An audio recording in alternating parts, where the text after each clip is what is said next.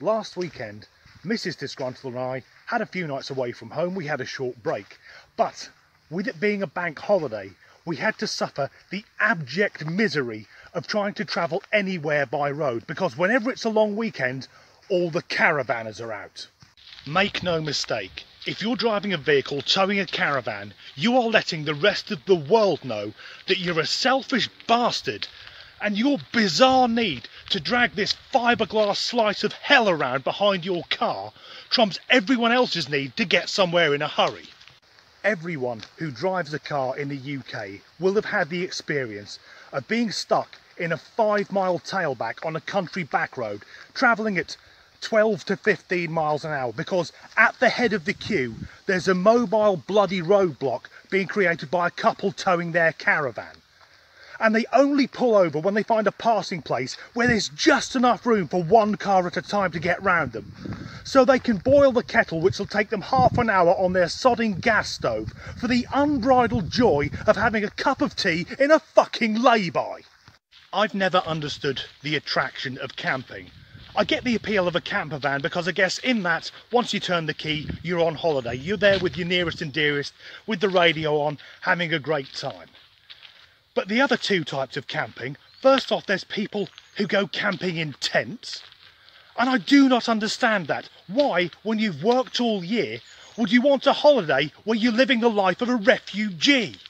But a tent still seems preferable to a holiday with a caravan. Now, a camper van, that behaves like a normal vehicle, whereas a car towing a caravan doesn't. Not only that, but this is a holiday where you're living the life of a pikey.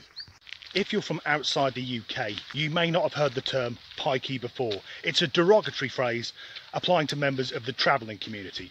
Other phrases include diddy-coy or dids and jippos. Now, some people will accuse me of hate speech. And they would be right, because I fucking detest jippos. They're a mobile crime wave. Everywhere they go, they nick everything they can get their hands on, and when the police finally move them on, they leave bin bags full of shit. Actual bags full of human faeces. And if proof were needed that interbreeding and incest leads to kids being mentally retarded, look at any gypsy child. They're all thick as fuck. And this is the lifestyle caravanners are trying to emulate. So if you enjoy caravanning, why not go all in? Once you've parked up, nick some manhole covers, do some dodgy tarmacking jobs and start shagging your niece.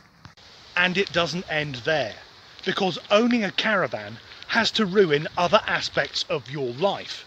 You may have noticed that caravanners always drive really shit cars. I consider myself very fortunate. I own 2 cars.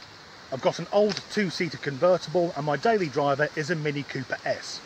And not only are both cars fun to drive, but to me, they look and sound great.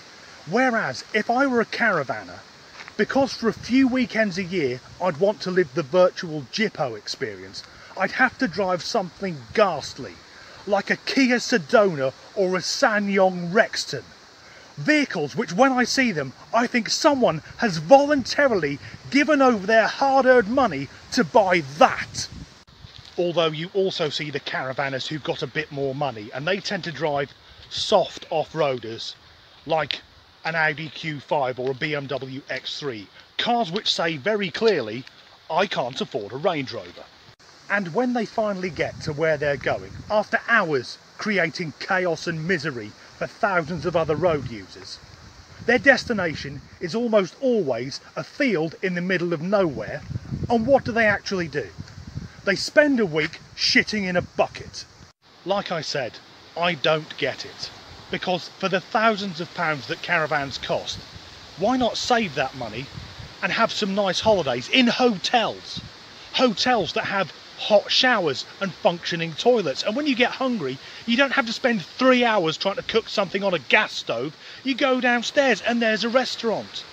And most importantly, you can travel to your holiday without every other road user hoping that you die screaming. But I think the reason that people participate in caravanning is that they enjoy the misery. They don't want a fun vacation. They want to go to a field to be surrounded by people who are every bit as mind-numbingly dull as they are. I also think there are elements of power and control, or just good old-fashioned sadism. Because you never see a caravan on the road at 11 o'clock at night. No, Friday afternoon, 5 o'clock, when the rest of us have clocked off and are trying to get home to our families, they're bloody everywhere. I'm going to hold all these people up, because this is my moment of fucking power. I might put me fog lights on and blind that poor bastard behind me. And if proof were needed, well, how many times have you seen a car towing a caravan with push bikes on the roof rack? Not content with just holding up the traffic all the way from their home to the campsite, when they finally get to the field, they'll get the bikes off the roof of their Hyundai, and then the whole family can ride down a narrow country lane, 4 abreast, until the people they're holding up are as miserable as they are. Here we go. There's a small patch of greenery over there, and caravanists will drive for hours and hundreds of miles to spend a week sitting on something like this. So let's give it a go. Oh yeah, this is fucking magic. That, apparently, is a fun holiday. Thanks for watching.